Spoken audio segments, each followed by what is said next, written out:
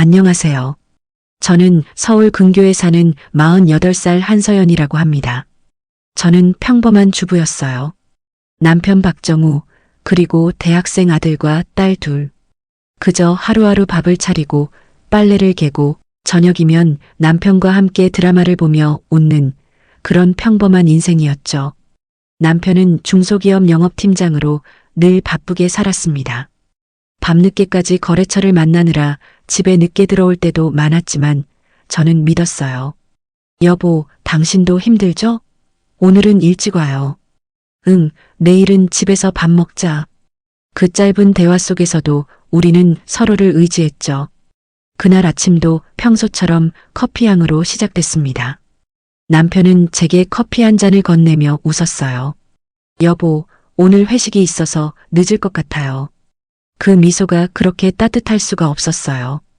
그게 마지막이 될 줄은 정말 몰랐습니다. 저녁 8시쯤이었을까요? 낯선 번호로 전화가 왔습니다. 혹시 박정우 씨 가족분 되세요? 그 말에 가슴이 철렁 내려앉았습니다. 남편이 교통사고를 당했다는 거였어요. 트럭이 신호를 위반해 들이받았다고 했습니다. 병원으로 달려가던 그 길이 얼마나 길고 차가웠는지 몰라요. 비가 부슬부슬 내리고 차창 밖 가로등이 흐릿하게 번졌습니다. 병원에 도착했을 때 하얀 시트에 덮인 남편의 모습이 보였어요. 한순간에 세상이 멈춘 것 같았습니다. 손끝이 떨렸어요. 천천히 시트를 젖혔을 때 남편의 얼굴은 평온했지만 너무나 낯설게 느껴졌습니다. 여보, 일어나요. 장난치지 말아요. 아무 대답이 없었죠. 그때부터 제 안의 시간이 멈췄습니다. 장례식장은 차가웠습니다. 국화향이 코를 찔렀고 사람들의 울음이 공기를 무겁게 만들었어요. 시어머니는 의자에 앉아 말없이 눈을 감고 계셨습니다. 평소 감정 표현이 적은 분이셨는데 그날은 유독 고요했어요. 어머니, 괜찮으세요? 제가 묻자 시어머니는 조용히 말씀하셨습니다. 내가 제일 힘들지. 그래도 끝까지 잘 보내줘야지. 그 말이 어쩐지 더 가슴을 아프게 했습니다. 시누이는 하얗게 질린 얼굴로 조문객을 맞이했고 시동생은 묵묵히 향을 피우고 절을 올렸습니다. 모두가 슬픔 속에 있었지만 저는 아무 말도 할 수 없었습니다. 남편의 영정사진을 보는 것만으로도 숨이 막혔어요. 그 사진 속 남편은 활짝 웃고 있었죠. 그 미소가 너무나 원망스러웠습니다. 왜 나한테 아무 말도 안 하고 갔어요? 당신 없이 나는 어떻게 살아요? 그렇게 중얼거리며 밤새도록 영정 앞을 떠나지 못했습니다. 그러다 문득 낯선 시선이 느껴졌습니다. 검은 코트를 입은 한 여자가 장례식장 한쪽 구석에 서 있었습니다. 눈을 붉히고 있었지만 그 표정은 슬픔이라기보단 복잡한 감정이 담겨 있었어요. 저를 바라보다가 갑자기 고개를 돌리고 나갔습니다. 저 여자 누구야? 시누이에게 조심스레 물었지만 그녀도 고개를 저었죠. 글쎄요, 회사 사람인가 봐요. 이상하게 마음이 불편했습니다. 단순한 조문객이라기엔 그녀의 눈빛엔 묘한 떨림이 있었어요. 그날 밤 조문객들이 모두 떠난 후에도 그 여자의 얼굴이 머릿속에서 떠나질 않았습니다. 마지막 발인 날, 남편의 관이 천천히 내려갈 때 저는 속삭이듯 말했습니다. 여보, 이제 정말 보내드릴게요. 하지만 왜 이렇게 마음이 불안할까요? 하얀 국화꽃잎이 흩날리며 그 여자의 눈빛이 다시 떠올랐습니다. 마치 뭔가를 숨기고 있는 사람처럼요. 그날 밤 저는 남편의 휴대폰을 정리하던 중 수신 목록에 저장되지 않은 번호 하나를 발견했습니다. 새벽 2시, 통화시간 15분. 그건 남편이 사고를 당하기 몇 시간 전에 기록이었어요. 그 번호로부터 걸려온 전화는 바로 다음 날 아침이었습니다. 낯선 여자 목소리가 떨리며 들려왔죠. 혹시 한서연 씨 맞으세요? 저 박정우 씨와 잘 알고 있던 사람입니다. 그 한마디가 제 숨을 먹게 했습니다. 그녀는 누구였을까요? 단순한 회사 동료일까요? 그때는 몰랐습니다. 그 전화가 내 인생의 모든 균형을 무너뜨릴 시작이 될 줄은요. 장례식이 끝난 지 하루가 지났습니다. 집안은 정막 그 자체였어요. 향 냄새가 아직도 옷에 배어 있었고 손끝에는 남편의 마지막 체온이 남아있는 듯 했습니다. 남편의 물건을 정리하려다 휴대폰을 열었죠. 그 안에는 제가 몰랐던 수많은 흔적이 있었습니다. 새벽 시간대의 문자, 회의 중이라 나중에 연락드릴게요 같은 메시지. 그중 하나의 번호가 유독 눈에 들어왔습니다.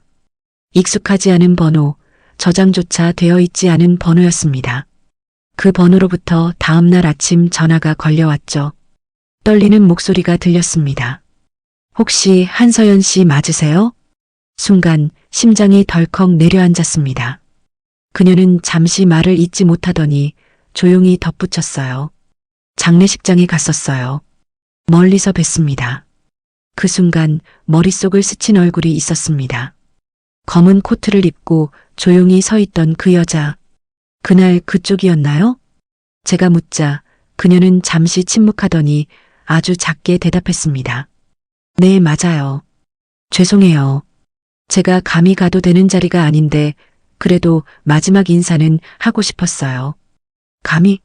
그 단어 하나가 가슴을 파고들었어요. 단순한 회사 동료라면 왜 그런 말을 쓸까요?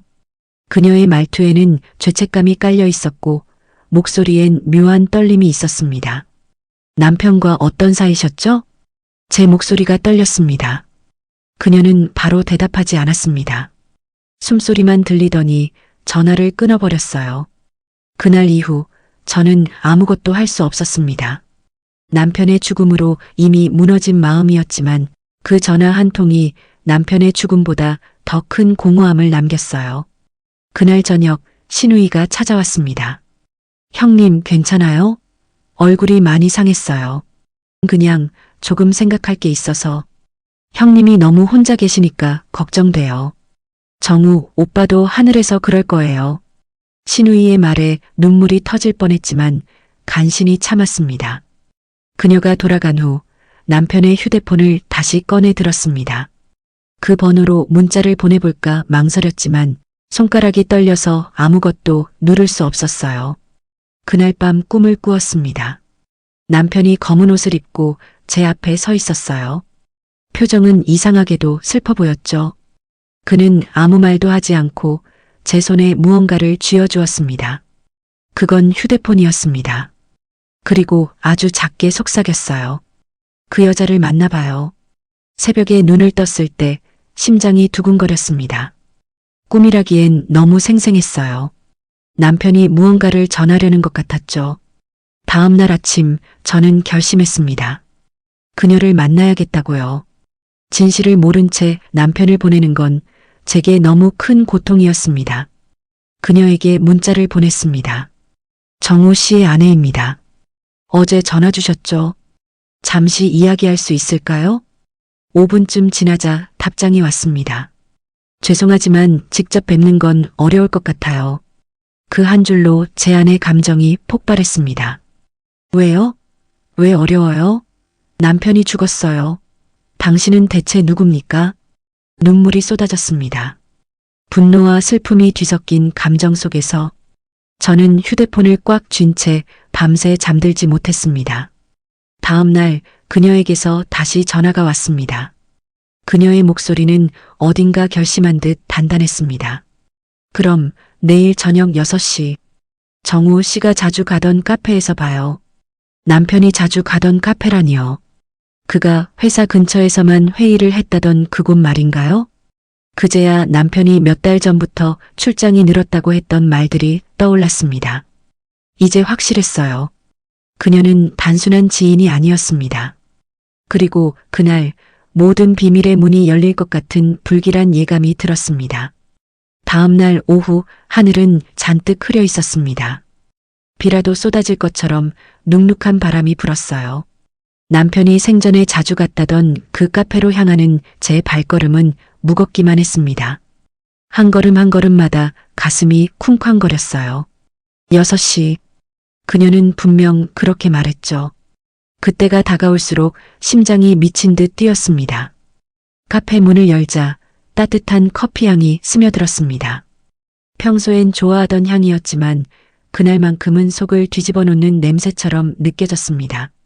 창가 자리에 앉은 여자가 눈에 들어왔어요. 긴 머리에 검은색 코트를 입고 있었습니다. 장례식장에서 봤던 그 여자였습니다. 저를 보자 그녀가 조심스럽게 일어섰습니다. 한서연 씨 오셨군요. 목소리는 낮고 차분했지만 그 안에는 떨림이 숨어 있었어요. 저는 그녀 앞에 앉으며 숨을 깊게 들이마셨습니다. 이제 말씀해 주시겠어요? 당신은 누구죠? 그녀는 잠시 커피잔을 내려놓더니 두 손을 꼭 쥐었습니다. 저는 정우 씨의 동료였어요. 영업부에서 같이 일했어요. 그건 저도 알고 있어요. 하지만 그게 전부는 아니겠죠? 그녀의 눈동자가 흔들렸습니다. 한참을 망설이던 그녀가 고개를 숙이며 말했습니다. 저 정우 씨와 사귀고 있었습니다. 그 한마디에 귀가 멍해졌습니다. 숨이 막혔어요. 카페의 소음이 모두 사라진 듯 세상이 고요해졌습니다. 무슨 말씀이세요? 죄송해요. 정말 죄송해요. 저도 이런 관계가 잘못된 줄 알았어요. 그녀의 눈에서는 눈물이 떨어졌습니다. 하지만 그 눈물이 제게는 독처럼 느껴졌어요. 그런데 왜요? 왜 하필 제 남편이었어요? 그 사람도 힘들어했어요. 가족들에게 말은 못했지만 늘 외로워했어요. 순간 분노가 치밀어 올랐습니다. 외로워했어요? 그게 변명이에요? 그럼 나는 뭐였는데요? 20해를 함께 살아온 아내였어요. 그 사람이 외로웠다는 말, 나한테는 한 번도 하지 않았어요. 그녀는 입술을 떨며 말했습니다. 죄송해요. 그래도 그 사람 진심으로 사랑했어요. 사랑이요? 사랑하면서 바람을 피웠다고요? 그 사람은 당신이 아프다고 늘 걱정했어요. 그리고 사고가 나던 그날도 저와 통화하다가 급히 나갔어요. 그녀의 말이 제 가슴을 찔렀습니다. 뭐라고요? 그날 당신이랑 통화 중이었다고요? 저희가 다투고 있었어요. 이제 그만하자고 말했어요. 그런데 그 사람은 자꾸 울더라고요. 집으로 가겠다고 당신이 기다릴 거라고 하면서 손끝이 차가워졌습니다. 그럼 남편은 그날 나에게 돌아오려던 건가? 그 생각이 스치자마자 눈물이 흘러내렸어요. 그녀가 조심스럽게 봉투 하나를 내밀었습니다. 이건 정우 씨가 당신께 전해달라고 부탁했어요. 사고 나기 하루 전 저에게 맡겼습니다. 봉투 안에는 낡은 편지 한 장이 들어 있었습니다. 글씨는 분명 남편의 것이었죠. 손끝이 떨렸습니다. 이게 뭐죠? 저도 몰라요. 열어보지 않았어요. 그저 혹시 내가 무슨 일이라도 생기면 아내에게 전해달라고 하셨습니다. 저는 봉투를 꼭 쥐었습니다. 눈물이 눈앞을 가렸어요. 분노, 슬픔, 혼란이 뒤섞인 채 머릿속이 하얘졌습니다. 그녀는 자리에서 일어나려다 제게 마지막으로 말했습니다. 한서연 씨, 정말 죄송합니다. 저는 그 사람을 미워하지 말아달라는 부탁만 남기고 싶어요. 그녀가 떠난 뒤에도 저는 한참을 자리에 앉아 있었습니다. 커피는 이미 식어 있었고 손바닥에는 남편의 편지가 땀에 젖어 있었습니다. 왜 이제야 이런 걸 남기고 갔어요, 여보? 편지를 열까 말까 손끝이 망설였습니다. 편지를 펼치는 순간 제 인생이 완전히 뒤집힐 것 같은 예감이 들었어요. 편지를 집으로 가져온 날 밤 저는 한참 동안 봉투를 손에 쥔 채 그대로 서 있었습니다. 남편의 손글씨가 선명히 보였어요. 서연에게 단 3글자. 그 3글자가 너무 무겁게 느껴졌습니다. 여보, 이게 대체 뭐예요? 입술이 떨렸습니다. 편지를 열면 모든 게 무너질 것 같았어요. 하지만 열지 않을 수도 없었습니다. 천천히 봉투를 뜯었습니다. 안에는 단 한 장의 종이가 들어 있었어요. 거기엔 삐뚤빼뚤한 글씨로 이렇게 적혀 있었습니다. 서연아, 미안해. 나도 많이 힘들었다. 하지만 너에게는 끝까지 말하지 못한 게 있어. 그 사람을 미워하지 말아줘. 그건 내 잘못이야. 언젠가 진실을 알게 되면 나를 용서해 주길 바란다. 단 몇 줄이었지만 그 문장들 속에 수많은 감정이 뒤엉켜 있었습니다. 그 사람이라니 대체 누구를 말하는 거지요?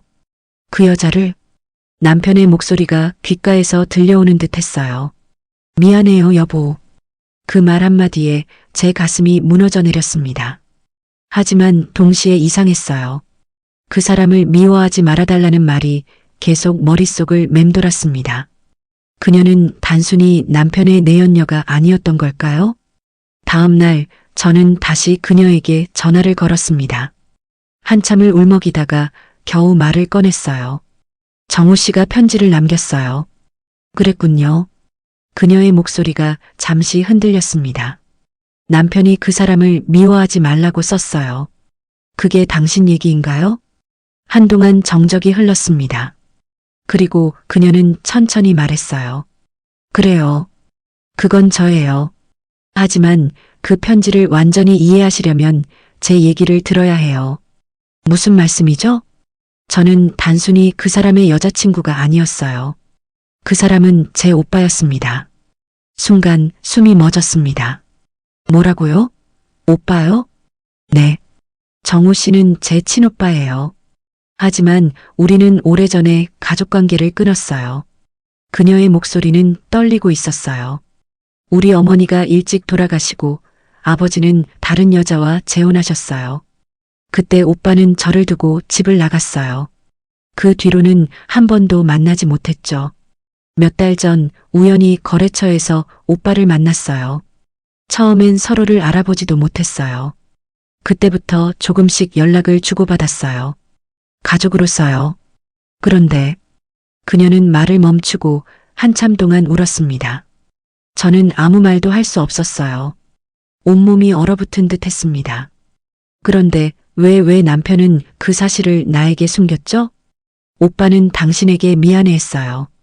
그가 그동안 말하지 못했던 건 과거 때문이에요. 아버지가 새 가정을 꾸리고 떠난 뒤 오빠는 동생인 저를 책임지려다 큰 빚을 졌어요. 그 빚 때문에 당신에게 결혼 당시 아무 말도 못했대요. 그녀의 눈에서는 눈물이 멈추지 않았습니다. 그래서 저를 다시 만났을 때 오빠는 당신에게 상처 줄까봐 두려워했어요. 그는 늘 서연은 내 전부다라고 말했어요. 그 말을 듣는 순간 가슴이 미어졌습니다.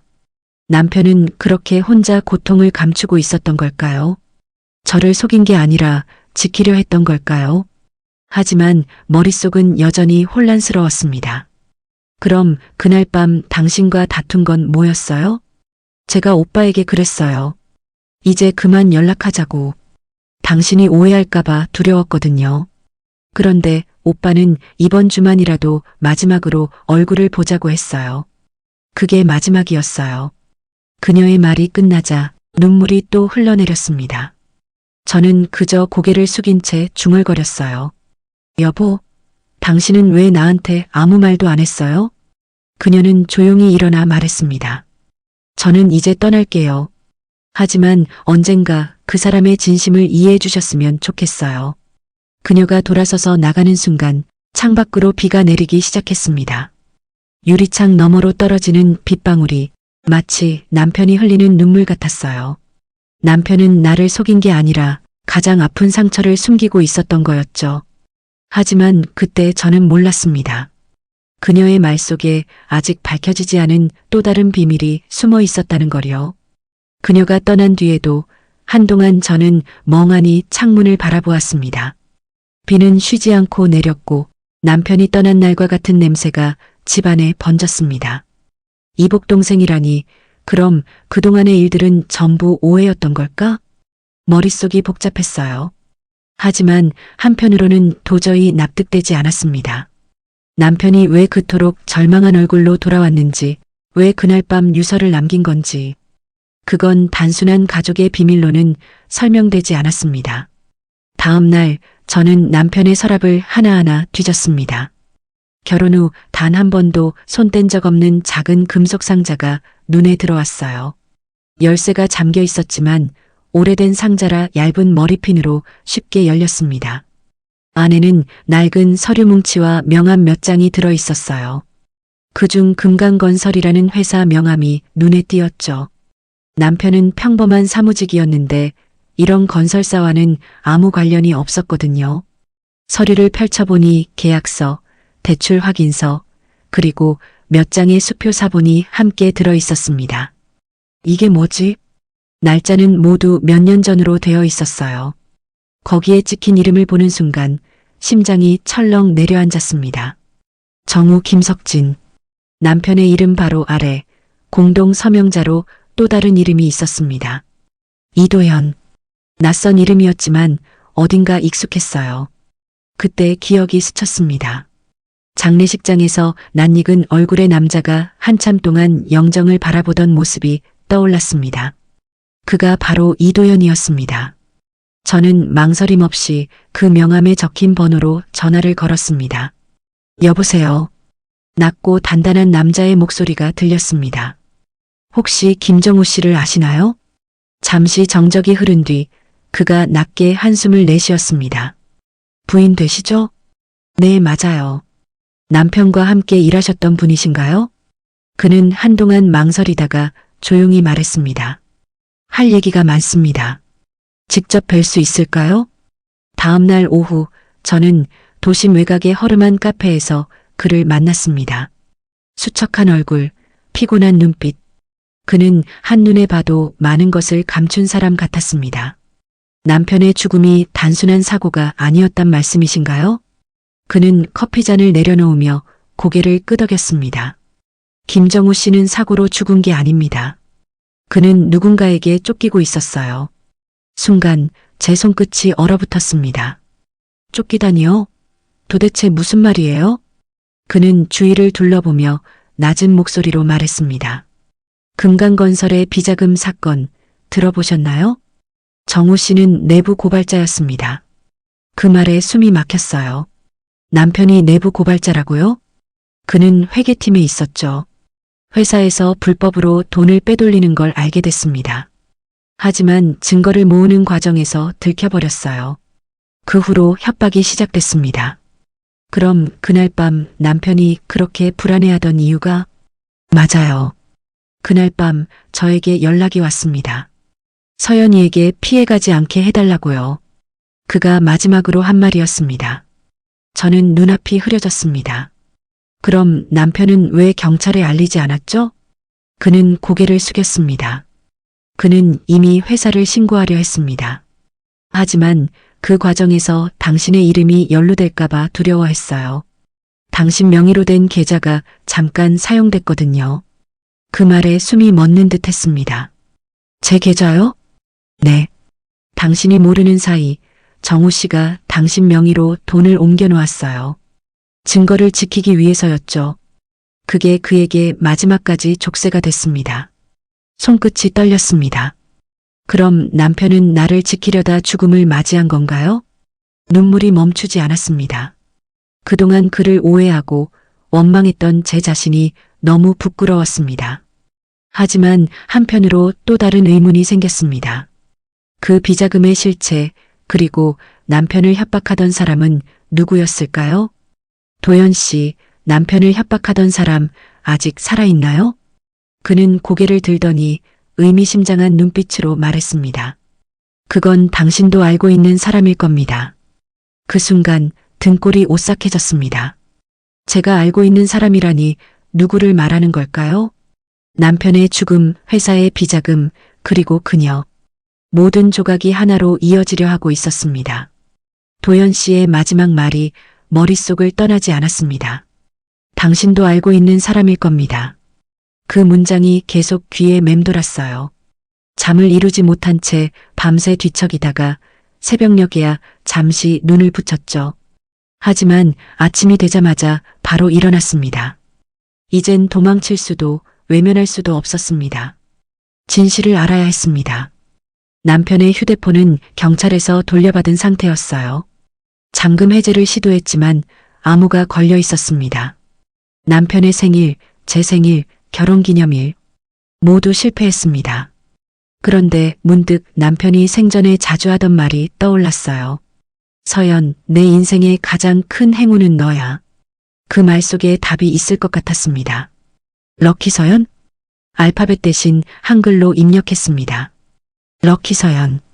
잠금이 풀렸습니다. 손이 떨렸어요. 문자함을 열자 낯선 번호 하나가 수십 통의 메시지를 남겨둔 게 보였습니다. 시간이 없다.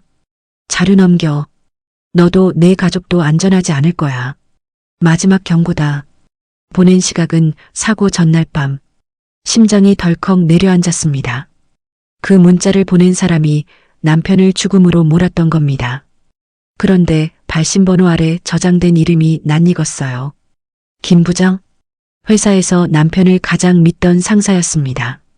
그 사람은 장례식 때 제게 직접 다가와 김대리 참 성실했죠. 너무 안타깝습니다. 하며 눈물을 흘리던 사람이었어요. 그 눈물이 거짓이었다니요? 믿을 수가 없었습니다. 저는 도연 씨에게 전화를 걸어 모든 걸 털어놓았습니다. 그는 잠시 침묵하더니 낮게 말했습니다. 김 부장 결국 그 사람이었군요. 그를 아세요? 예. 정우 씨가 마지막까지 모았던 증거 파일 속에도 그 이름이 있었습니다. 증거 파일이요? 그가 제게 맡긴 USB가 있어요. 하지만 지금은 위험합니다. 우리 둘 다 감시받고 있을 수도 있어요. 등 뒤로 한기가 밀려왔습니다. 그럼 어떻게 해야 하죠? 오늘 밤 한강 다리 밑에서 만나죠. 거기서 파일을 드릴게요. 밤이 되자 저는 코트를 걸치고 조용히 집을 나섰습니다. 비가 부슬부슬 내리고 있었어요. 한강 다리 밑에는 가로등 하나만이 희미하게 켜져 있었습니다. 도연 씨는 검은 우산을 쓰고 그곳에 서 있었습니다. 그는 조심스럽게 봉투 하나를 제게 건넸습니다. 여기 안에 모든 게 들어 있습니다. USB를 손에 쥐는 순간 이상한 기운이 느껴졌어요. 누군가 우리를 지켜보고 있는 것 같았습니다. 도연 씨, 이 느낌 뭔가 이상해요. 그가 대답하려는 찰나 뒤쪽에서 발소리가 들렸습니다. 저는 반사적으로 뒤를 돌아봤어요. 검은 우산을 든 남자가 천천히 걸어오고 있었습니다. 그 얼굴을 보는 순간 심장이 멈췄습니다. 김 부장님? 그는 미소를 지었습니다. 서연 씨, 이렇게 어두운 데서 뭐 하세요? 그의 눈빛에는 섬뜩한 냉기가 서려 있었어요. 도연 씨가 저를 앞으로 밀쳤습니다. 도망치세요. 순간 공기 중에 탁 하는 소리와 함께 폭발음이 들렸습니다. 귀가 멍해지고 눈앞이 하얘졌어요. 정신을 차렸을 때 저는 병원 침대 위에 누워 있었습니다. 손에는 상처가 나 있었고 머리가 어지러웠습니다. 의사가 말했습니다. 동행하셨던 남자는 끝내 못 살렸습니다. 도연 씨가요? 눈물이 터져 나왔습니다. 그가 저를 대신해 목숨을 잃은 것이었습니다. 하지만 그보다 더 충격적인 건 제 병실 문 앞에서 서 있던 인물이었어요. 신우이, 그러니까 남편의 여동생이 서 있었습니다. 언니, 그만 알아봐요. 그녀의 눈빛은 낯설 만큼 차가웠습니다. 그 일 그냥 잊어요. 언니까지 다칠 수 있어요. 그녀의 말에 등골이 서늘해졌습니다. 왜 그녀가 이 일에 끼어 있는 걸까요? 그리고 왜 그렇게 단호하게 막으려 하는 걸까요? 그 순간 제 마음속에는 확신이 생겼습니다. 이제 끝까지 가야 한다는 결심이요. 병원에서 퇴원한 지 사흘째 되는 날이었습니다. 몸은 아직 회복되지 않았지만 머릿속은 온통 혼란스러웠습니다. 남편의 회사 상사 김 부장, 그리고 도연 씨의 죽음. 모든 것이 너무 갑작스럽고 석연치 않았습니다. 그런데도 가장 이해되지 않는 건 신우이의 태도였습니다. 그녀는 남편이 세상을 떠난 뒤에도 한 번도 울지 않았습니다. 마치 이미 알고 있었다는 듯 담담했죠. 그날 그녀가 다시 제게 찾아왔습니다. 신우이는 언제나처럼 단정하게 옷을 입고 있었어요. 하지만 그 눈빛은 차가웠습니다. 언니, 아직도 그 일 파고 계세요? 그녀가 조용히 물었습니다. 그래요. 이제는 진실을 알아야겠어요. 언니가 진실을 안다고 해서 뭐가 달라지죠? 그 사람은 돌아오지 않아요. 그녀의 말에 저는 참았던 분노가 치밀어 올랐습니다. 그 사람이요? 정우 씨가 당신 오빠예요. 당신 오빠가 죽었는데 어떻게 그렇게 말할 수 있죠? 그녀는 잠시 고개를 숙였다가 눈을 들었습니다. 그 눈빛에는 서늘한 냉기가 맺혀 있었어요. 언니, 오빠는 그럴 사람 아니었어요. 무슨 말이에요? 오빠가 정말 내부 고발자였다고 생각하세요? 그녀의 입에서 그 말이 나오는 순간 등골이 오싹해졌습니다. 그게 무슨 뜻이죠? 언니가 본 그 서류들, 그 USB 전부 조작된 거예요. 오빠는 이용당했어요. 이용당했다고요? 네. 김 부장만의 짓이 아니었어요. 그 뒤에는 더 큰 사람이 있어요. 누구요? 그녀는 잠시 침묵했습니다. 우리 아버지예요. 순간 머리가 하얘졌습니다. 시아버지요? 그녀는 조용히 고개를 끄덕였습니다. 아버지는 예전부터 금강건설의 실질적 투자자였어요. 김 부장은 아버지의 사람입니다. 숨이 막혔습니다. 그럼 남편은 자신의 아버지가 비자금 사건의 배우라는 걸 알고 있었던 거예요? 그녀의 입술이 떨렸습니다. 그래서 그가 고발하려고 했을 때 아버지는 너무 화가 나셨죠. 그날 밤 아버지는 김 부장을 보냈어요. 협박만 하려던 거였지만 일이 그렇게 될 줄은. 그녀는 말을 잇지 못했습니다. 저는 충격에 몸이 굳은 채 겨우 입을 열었습니다. 그럼 당신은 이 모든 걸 알고 있었단 말이에요? 언니, 나도 어쩔 수 없었어요. 아버지를 막을 수 없었어요. 그럼 도연 씨는요? 그 사람은 왜 죽어야 했죠? 그건 오빠의 증거를 없애려던 김 부장이 한 짓이에요. 아버지도 그건 몰랐어요. 그녀의 눈에는 눈물이 맺혔습니다. 언니, 제발 이제 그만 알아봐요. 아버지까지 잃고 싶지 않아요. 그녀의 말이 끝나자 저는 깊게 숨을 내쉬었습니다. 전 이미 너무 많은 걸 잃었어요. 남편도 친구도 제 인생도. 이제는 두려워하지 않아요. 아무리 큰 힘이 숨기려 해도 저는 끝까지 진실을 밝힐 거예요. 그녀는 울먹이며 제 손을 붙잡았습니다. 언니, 그러다 정말 위험해요. 그 사람들은 언니 같은 사람을 그냥 두지 않아요. 괜찮아요. 더 이상 물러설 곳이 없어요. 그녀는 끝내 아무 말도 하지 못한 채 문 밖으로 나갔습니다. 문이 닫히는 소리가 유난히 쓸쓸하게 울렸어요.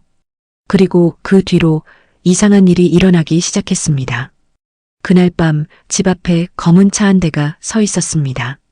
낯선 남자 둘이 차 안에서 저를 지켜보고 있었어요. 커튼을 살짝 걷자 그들이 급히 고개를 돌렸습니다. 심장이 쿵쾅거렸습니다. 그때 제 휴대폰이 울렸습니다. 번호 표시 없음. 조심스럽게 통화를 받자 낮고 거친 목소리가 들렸습니다. 그만하세요. 더 파면 당신도 남편처럼 될 겁니다. 그 한마디에 온몸이 굳었습니다. 하지만 두려움보다 더 강한 감정이 일어났습니다. 분노, 그리고 결심. 그래요. 이제는 끝을 봐야겠어요. 남편이 남긴 마지막 진실, 그걸 세상에 알리기로 마음먹었습니다. 그날 밤 협박 전화를 받은 이후로 저는 단 한순간도 마음이 편할 수 없었습니다. 창문 너머로 스산한 바람이 불었고 커튼 틈 사이로 차가운 달빛이 스며들었습니다. 그 순간 제 가슴 속엔 오히려 더 강한 결심이 생겼습니다. 이제는 끝까지 가야 한다는 결심이요. 남편이 숨겨놓았던 상자를 다시 꺼냈습니다. 이미 한 번 뒤졌던 그 상자였지만 왠지 이번엔 다른 게 있을 것 같았습니다. 서류 밑바닥을 조심스레 들추자 작은 은색 열쇠 하나가 나왔습니다. 이건 어디 열쇠지? 작게 적힌 숫자 203이 보였습니다. 순간 머릿속에 스친 장소가 있었습니다. 남편이 가끔 혼자 다녀오곤 했던 낡은 고시원. 거기 서류가 남아있을지도 몰라요. 그 생각이 드는 순간 주저할 이유가 없었습니다. 다음 날 저는 고시원으로 향했습니다. 지하철을 타고 몇 정거장을 지나 좁은 골목길을 걸어가자 간판 불빛이 희미한 건물이 보였습니다. 관리인에게 방 번호를 말하자 그가 피곤한 얼굴로 고개를 끄덕였습니다. 김정우 씨 방?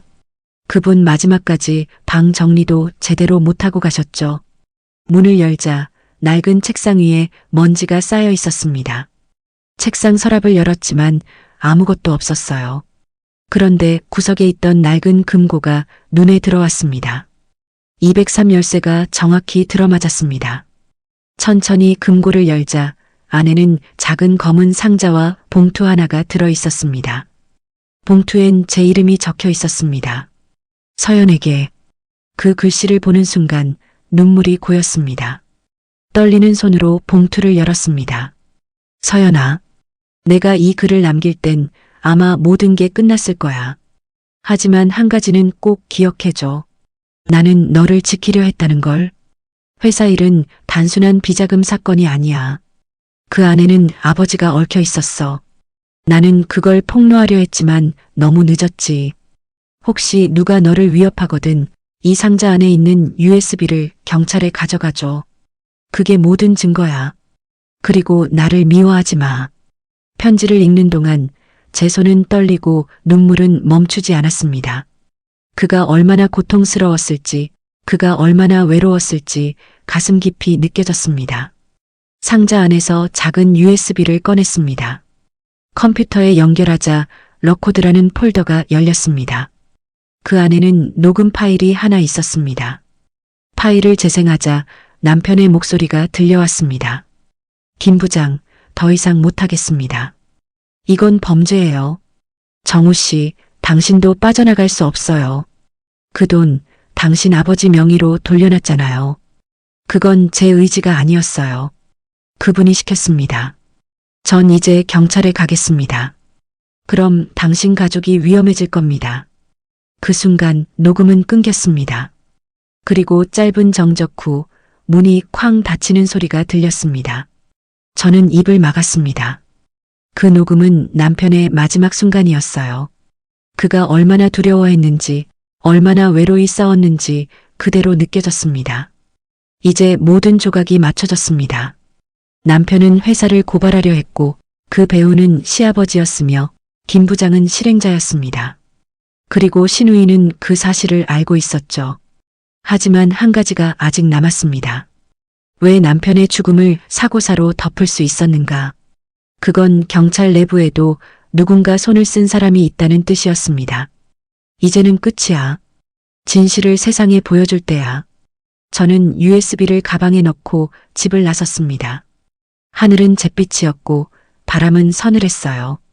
마치 남편이 제 곁을 따라오는 듯 했습니다.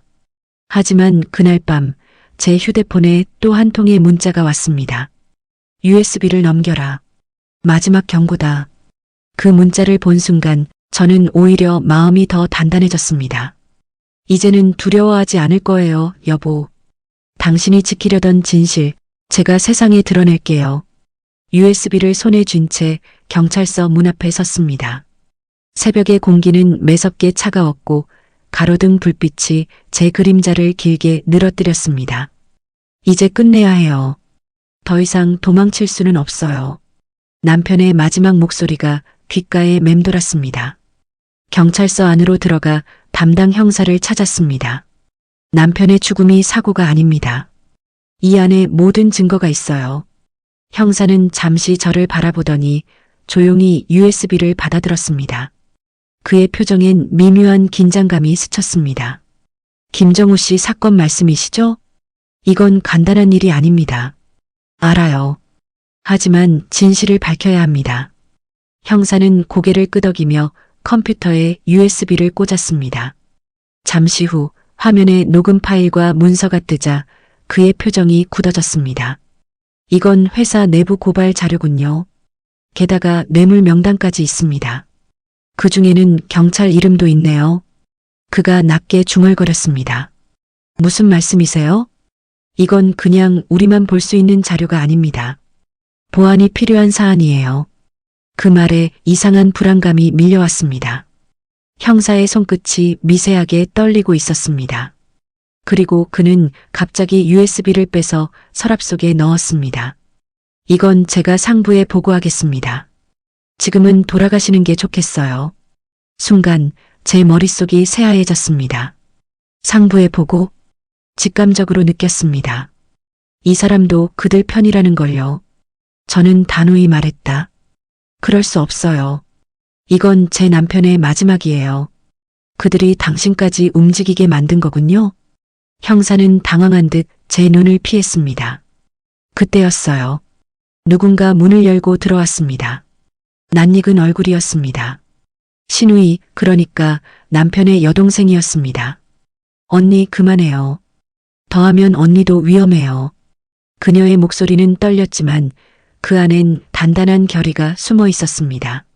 이게 다 뭐야, 혜진아. 너도 알고 있었지? 아버지가 시켰어요. 오빠를 그렇게 만든 것도, 진실을 덮으려 한 것도 전부 아버지였어요. 순간 제 몸이 굳었습니다. 그럼 너는 왜 침묵했어? 언니, 나도 두려웠어요. 아버지는 이미 경찰까지 손을 써놨어요. 언니가 USB를 가져가면 언니까지 없어질 수도 있다고요. 저는 숨을 삼켰습니다. 그러나 그 순간 오히려 분노가 치밀어 올랐습니다. 그래도 난 멈출 수 없어. 정우는 진실 때문에 죽었어. 난 그가 못 이룬 걸 이뤄야 해. 형사가 제 앞을 가로막으며 낮게 말했다. 그만두시죠. 이건 당신이 감당할 수 있는 일이 아닙니다. 그때 신우이가 제 손을 잡았습니다. 언니, 나랑 같이 가요. 이 USB 언론사에 넘겨요. 그게 오빠가 원한 거예요. 저는 그녀를 똑바로 바라봤습니다. 그 눈 속엔 진심이 느껴졌습니다. 좋아. 이제 끝내자. 우리는 곧장 경찰서를 나와 택시를 탔습니다. 신우이는 떨리는 목소리로 말했다. 오빠가 마지막에 내게 부탁했어요. 언니를 지켜달라고. 그 말을 듣는 순간 눈물이 쏟아졌습니다. 택시는 어두운 도심을 가로질러 달렸습니다. 창밖으로 스치는 불빛들이 마치 남편의 기억처럼 아련하게 지나갔습니다. 하지만 그때 택시기사가 거울로 저희를 힐끗 보더니 물었습니다. 두 분 K일보로 가신다고요? 우리는 고개를 끄덕였습니다. 그러자 그는 짧게 웃으며 말했다. 그럼 안전벨트 단단히 매시죠. 그 순간 저는 이상한 예감을 느꼈습니다. 그리고 다음 순간 택시는 갑자기 방향을 틀며 좁은 골목으로 들어섰습니다. 뭐 하는 거예요? 제가 소리쳤지만 기사는 아무 대답도 하지 않았습니다. 신우이가 제 손을 꽉 잡았습니다. 설마. 그때 기사가 짧게 중얼거렸습니다. 그 USB 나한테 주시죠. 그럼 조용히 끝납니다. 순간 택시 안의 공기가 얼어붙었습니다. 저는 숨을 고르고 조용히 말했습니다. 그건 절대 못 줘요. 기사의 손이 핸들 아래로 향하는 순간 저는 재빨리 문을 열고 신우이의 손을 잡아 뛰어내렸습니다. 도로 위로 구르며 머리가 부딪혔지만 정신을 잃을 수는 없었습니다. 신우이와 저는 피투성이가 된 채 서로를 부축했습니다. 멀리서 경찰차 사이렌 소리가 들려왔습니다. 이제 끝내야 해요.